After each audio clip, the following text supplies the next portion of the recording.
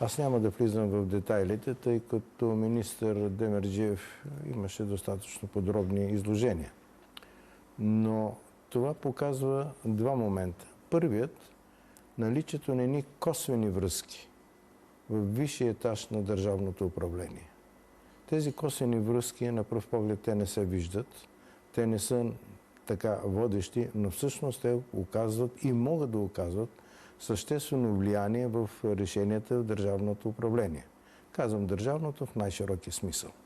Така че тук не трябва да се пренебрегват тези отношения. Да, може да имат и често съвсем приятелски, и това е възможно, но мисля, че не всичко е толкова на принципа приятелството, а повече принципа на интереса и, както често се шегувам, с приятелите на стола.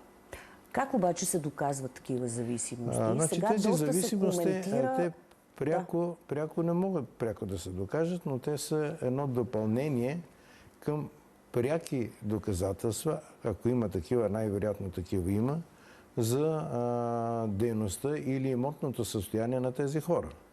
Нека да го приемем условно. Дали е господин Пеевски или някой друг, който, примерно, има такива разходи, а неговата данъчна декларация е доста така бледа.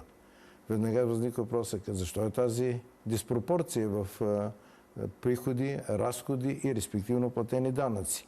И за мен един възлов момент в цялата тази история е данъчната система и кой какви данъци е платил на база на неговите доходи и респективно разходи, които има.